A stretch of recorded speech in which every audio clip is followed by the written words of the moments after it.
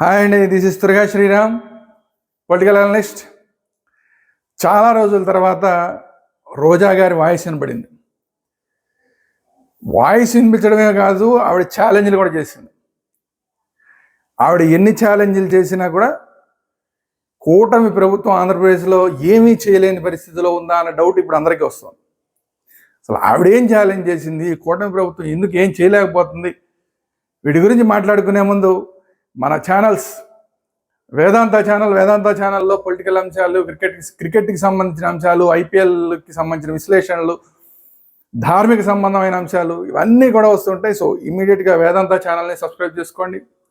అదేవిధంగా పొలిటికల్ అంశాలు, పర్టికులర్గా పొలిటికల్ అంశాలన్నీ వచ్చే పొలిటికల్ వేదాంత ఛానల్ని కూడా సబ్స్క్రైబ్ చేయండి. Thank you very much.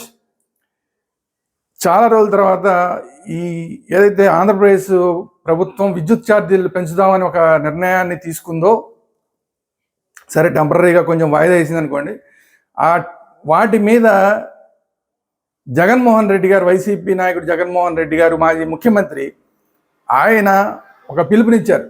ఇమ్మీడియట్గా అందరు రోడ్ల మీదకి రండి, వైసీపీ శ్రేణులు అందరూ రోడ్డు మీదకి రండి, ప్రజలందరూ రోడ్డు మీదకి రండి, ఈ ప్రజా వ్యతిరేక ప్రభుత్వ కూటమి మీద గొంతెత్తండి అని చెప్పి ఒక పిలుపునిచ్చారు.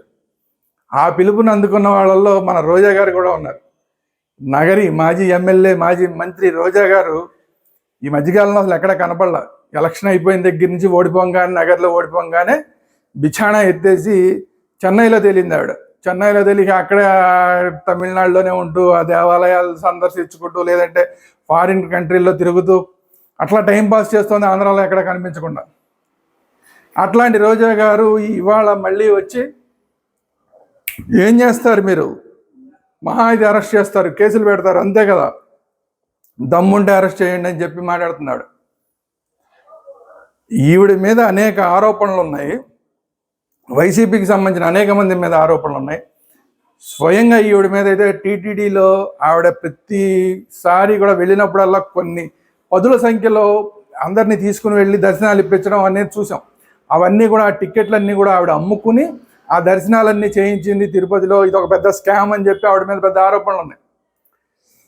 ఈ ఆరోపణలు కాకుండా ఇంకా అక్కడ ఏదైతే వేరే వేరే రాష్ట్రాల నుంచి వస్తారో పిల్గ్రిమ్స్, వాళ్ళందరూ టూరిస్టుల పేరు మీద వాళ్ళందరికీ కూడా ఈవిడ టూరిజం శాఖ మంత్రిగా కూడా ఉన్నారు.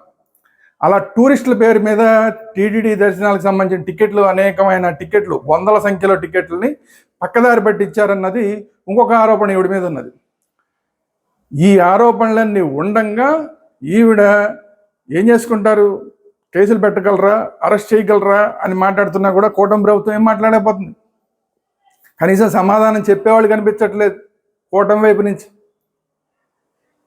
ఇవి కాకుండా ఈవిడ టూరిజం శాఖ మంత్రిగా ఉండి విశాఖలో ఋషికొండలో పెద్ద ప్యాలెస్ని కట్టింది. ఆ పెద్ద ప్యాలెస్ అంతా కూడా జగన్మోహన్ రెడ్డి గారి కోసం కట్టింది అన్నది అందరికీ తెలిసిన విషయం. కానీ ఆ ప్రభుత్వం ఉన్నంతకాలం కూడా ఇది టూరిజం కోసం అని చెప్పి కడుతున్నామని చెప్పి టూరిజం శాఖ ఆధ్వర్యంలోనే మొత్తం అంత వ్యవహారం నడిచింది. మరి ఈ మొత్తం వ్యవహారంలో అసలు రోజా గారి పాత్ర ఏంటనే తేల్చాలా వద్దా? కానీ ఆ పని చెయ్యకపోవడం వల్ల 6 నెలలు అయిపోయింది ఈ ప్రభుత్వం వచ్చి, అయినా కూడా ఏమి చెయ్యకపోవడం వల్ల ఈ ప్రభుత్వం ఏమి చేయలేదులే, మనని కేసులు పెట్టలేదు, మహిళలని నా మీద కనుక కేసులు పెడితే సింపతి వస్తుందన్న భయంతో నా మీద ఈ ప్రభుత్వం కేసులు పెడతన్న ధైర్యంతో రోజా గారు రెచ్చిపోయి మాట్లాడుతుంది, దమ్ముంటే అరెస్ట్ చేయండి అని మాట్లాడుతుంది. కానీ కూటమి వైపు నుంచి రెస్పాన్సే కనిపించట్లేదు, సరైన రెస్పాన్స్. అసలు ఇవి మాత్రమే కాకుండా ఆడుదాం ఆంధ్ర అని చెప్పి ఒక కార్యక్రమం పెట్టారు. ఆ ఆడుదాం ఆంధ్ర కార్యక్రమంలో ఆ కిట్లు ఏవైతే ఉన్నాయో, స్పోర్ట్స్ కిట్స్, క్రికెట్కి సంబంధించిన బ్యాట్లు కానీ, ప్యాడ్లు కానీ, హెల్మెట్లు కానీ, బాల్స్ కానీ, ఈ కిట్లు, అలాగే మిగతా స్పోర్ట్స్ ఏవైతే ఉన్నాయో వాటికి సంబంధించిన కిట్లు, ఈ కిట్ల వ్యవహారంలో బోల్డంత గోల్మాల్ జరిగింది. అసలు ఎవడో కూడా దాంట్లో పార్టిసిపేట్ చేయకపోయినా ఎవడో ఒకరిని తీసుకొచ్చి వీళ్ళే పార్టిసిపేట్స్ అని చెప్పి అదో పెద్ద గోల్మాల్ జరిగింది అని చెప్పి దాని మీద ఆరోపణలు ఉన్నాయి. దాని మీద విచారణ చేసినా ఈవిడ దొరుకుతుంది. ఋషికొండ ప్యాలెస్ మీద విచారణ చేసినా ఈవిడ దొరుకుతుంది. తిరుమలలో టికెట్లకి సంబంధించి ఈవిడ ఎవరైతే మొత్తం అందరినీ ఈవిడతో పాటు తీసుకెళ్ళిందో వాళ్ళందరినీ విచారించినా కూడా ఈవిడ దొరుకుతుంది.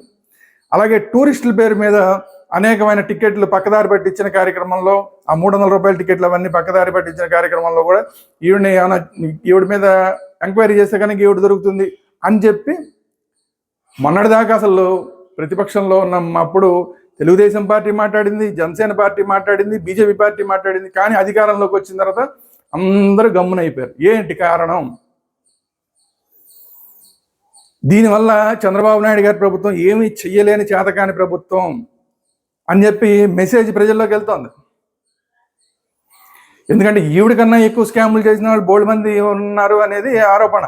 స్వయంగా అదే చిత్తూరు జిల్లాలో ఈవిడ చిత్తూరు జిల్లాకు సంబంధించిన మంత్రి, అదే చిత్తూరు జిల్లాకు చెందిన ఇంకొక మంది పెద్దిరెడ్డి రామచంద్రారెడ్డి గారి ఇలాకాలో ఎన్ని దారుణాలు జరిగినాయి, చంద్రబాబు నాయుడు గారి మీద ఎన్ని దాడులు జరిగినాయి, ఇవన్నీ మనం చూసాం. ఆయన మీద చర్యలు తీసుకోలేదు ఇప్పటిదాకా.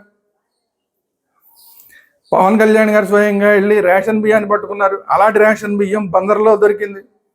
బందర్లో పేరు నాని గారి భార్య పేరు మీద ఉన్న గోడౌన్స్లోంచి 7,000 టన్నుల బియ్యం మాయమైపోయిందన్న ఆరోపణలు వచ్చినాయి. ఆరోపణలు ఏంటి? మొన్న వెళ్ళి అధికారులందరూ గుర్తించడం జరిగింది. దీని మీద పేరు నాని మీద ఏం చర్యలు తీసుకోపోయారు, వాళ్ళ అబ్బాయి మీద ఏం చర్యలు తీసుకోలేపారు. ఆ గోడౌన్స్ అన్ని పేరు నాని గారి భార్య పేరు మీద ఉన్నాయి, ఆవిడ మీద చర్యలు తీసుకోలేకపోయారు. అసలు మొత్తం ఈ బియ్యం అంతా కూడా జరిగినప్పుడు అంతా అప్పుడు మంత్రిగా ఉన్నది గుడివాడకి సంబంధించిన కొడాలి నాని. ఆయన ఉన్నప్పుడు ఇవన్నీ జరిగినాయి అనేది ఆరోపణ. కానీ ఆయన మీద ఏ చర్యలు తీసుకోలేకపోతున్నారు. ఈ మొత్తం బియ్యం అంతా కలిసి కాకినాడ పోర్టు నుంచి వెళ్ళినాయి. ఆ కాకినాడ పోర్టులో అంతా కూడా ద్వారంపూడి చంద్రశేఖర్ రెడ్డి ఆధ్వర్యంలో మొత్తం అంతా కూడా పోర్టే నడిచింది. పోర్ట్ అంతా ఆయన ఆధ్వర్యంలోనే ఉంది. అనేక వేల కోట్ల టన్నుల బియ్యం, వేల టన్నుల బియ్యాన్ని ఆయన అక్కడి నుంచి స్మగ్లింగ్ చేశాడు, అది చేశాడు, ఇది చేశాడని ఆరోపణలు ఉన్నాయి. ద్వారంపూడి చంద్రశేఖర్ మీద ఇప్పటిదాకా ఏ చర్యలు తీసుకోలేకపోయింది ఈ ప్రభుత్వం. ఇప్పటిదాకా ఈ ప్రభుత్వం ఎవరి మీద చర్యలు తీసుకుంది కూటమి ప్రభుత్వం మీద అంటే ఎవరి మీద తీసుకుందా అంటే వైసీపీకి పార్టీకి చెందిన ఒక్క మాజీ ఎంపీ, అతని మీద తప్ప ఇంకెవరి మీద తీసుకోలేదు. నందిగం సురేష్, అతను ఒక వెనుకబడిన వర్గాలకు చెందిన వ్యక్తి. ఆ ఒక్క వెనుకబడిన వర్గాలకు చెందిన వ్యక్తి మీద మాత్రమే చర్యలు తీసుకున్నారు. మిగతా వాళ్ళ మీద ఏ చర్యలు తీసుకోలేదు. ఇది ఇంకొక ఇబ్బందికరమైన వాతావరణం సృష్టించింది. అంటే వెనుకబడిన వర్గాల మీద అయితే మీరు చర్యలు తీసుకుంటారు, మిగతా వాళ్ళ మీద అయితే చర్యలు తీసుకోరా. ఎందుకు ఇంతంతా వస్తుందంటే అసలు ఈ పేర్ని నానిని కాపాడుతున్న వాళ్ళలో తెలుగుదేశం పార్టీకి చెందిన పెద్ద నాయకులు ఉన్నారు, కొడాలి నానిని కాపాడుతున్న వాళ్ళలో తెలుగుదేశం పార్టీకి చెందిన పెద్ద నాయకులు ఉన్నారు. ఇట్లా ప్రతి ఒక్కళ్ళు ఎవరెవరైతే ఆరోపణలు ఎదుర్కొంటున్నారో ఆ ఆరోపణలు ఎదుర్కొంటున్న వాళ్ళందరినీ వెనక నుంచి కొంతమంది టీడీపీ నాయకులే సమర్థిస్తూ వాళ్ళ మీద చర్యలు తీసుకోకుండా అధికారుల మీద ఒత్తిడి తీసుకొస్తున్నారన్న ఆరోపణలు ప్రతి చోట వినబడుతున్నాయి. ఈ మధ్య అక్కడ నూజివీడులో ఒక సంఘటన జరిగింది. అక్కడ మంత్రిగా ఉన్న ఆయన పార్థసారథి గారు, ఆయన ఆధ్వర్యంలోనే ఒక కార్యక్రమం జరిగితే అక్కడికి వైసీపీ నాయకుడు ఒక ఆయన మాజీ మంత్రి వెళ్ళాడు. అదో పెద్ద చర్చ అయిపోయింది. అక్కడికి పెద్ద టీడీపీ నాయకులందరూ అక్కడ చేరారు. ఈ వైసీపీ నాయకుడిని పక్కన పెట్టుకొని గౌతులచ్చన్న గారి విగ్రహాన్ని ఓపెన్ చేశారు. అదో పెద్ద రచ్చ అయిపోయింది. ప్రతి చోట కూడా ఈ వైసీపీ నాయకులు వెనకాల తెలుగుదేశం పార్టీ లేదంటే ఇతర పార్టీల నాయకులు ఉన్నారు అనేది చాలా స్పష్టంగా ఆరోపణలు వినిపిస్తున్నాయి. అధికారుల మీద వీళ్ళందరూ ఒత్తిడి తీసుకొస్తున్నారన్న ఆరోపణలు వినిపిస్తున్నాయి. అసలు ఏమైపోయింది? ఆయన లోకేష్ గారు చెప్పిన రెడ్ బుక్ ఏమైంది? రెడ్ బుక్ని మడతపెట్టి ఎక్కడన్నా పెట్టేశారా అన్న ఇప్పుడు అందరూ మాట్లాడుతున్న మాట. వీళ్ళందరూ అధికారంలోకి వచ్చినప్పుడు చెప్పింది ఏంటి? అధికారంలోకి మేము వచ్చి వెంటనే వీళ్ళందరి మీద చర్యలు తీసుకుంటామని చెప్పిన వాళ్ళు ఇప్పటిదాకా ఏ చర్యలు తీసుకోలేకపోతున్నారు. అట్లాగే గతంలో ఎంపీగా ఉన్న రఘురామకృష్ణరాజు గారి మీద జరిగిన కేసులో ఇప్పటిదాకా ఏదో తూతూ మంత్రంగా చర్యలు జరుగుతున్నాయి తప్ప వాళ్ళ దగ్గర నుంచి ఏమి విషయాలు రాబట్టలేకపోతున్నారు, సాక్ష్యాలు తీసుకురాలేకపోతున్నారు. దీని వెనకాల ఎవరున్నారు? అక్కడ విజయపాల్ అన్న ఆయన అరెస్ట్ అయ్యి లోపల ఉంటే మొన్న సజ్జల గారు వెళ్ళి కలిసి వచ్చాడు ఆయన్ని. ఏం జరిగింది? సజ్జల గారు వెళ్ళి ఆయన ఏమైనా బెదిరించాడా? ఏం జరిగింది అంటే ఎవరికి తెలియదు. ఆయన ఏదో అప్రూవర్గా మారిపోతున్నాడు విజయపాల్ అన్ని వార్తలు వచ్చినాయి. తీరా ఆ వార్తలు రాగానే సజ్జల గారు వెళ్ళి ఆయన్ని కలిశాడు. మరి ఏం జరిగింది? సో ఇన్ని జరుగుతుంటే అసలు పవన్ కళ్యాణ్ గారు, చంద్రబాబు నాయుడు గారు ఏం చేస్తున్నారు? సరే వాళ్ళు అభివృద్ధి విషయంలో సరే వాళ్ళు కష్టపడుతున్నారు, డబ్బులు తీసుకొచ్చే ప్రయత్నం చేస్తున్నారు ఏపీకి, అలాగే కొన్ని కంపెనీలు తీసుకొచ్చే ప్రయత్నం చేస్తున్నారు, ఇవన్నీ ఓకే. పవన్ కళ్యాణ్ గారు కూడా ఎక్కడెక్కడ చాలా కష్టపడి పనిచేస్తున్నారు, ఓకే.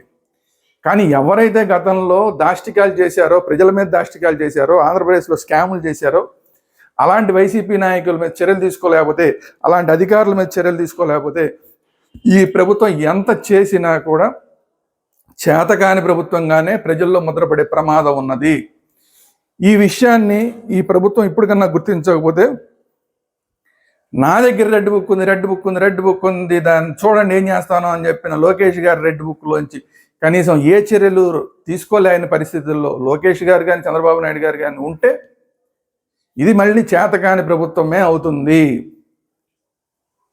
వాళ్ళు ఏం చెప్తున్నారు, మేము చట్ట ప్రకారం వెళ్తామంటున్నారు. చట్ట ప్రకారం వెళ్తామంటే చట్టం ప్రకారం కూడా వెళ్తున్నట్టు కనిపించట్లేదు.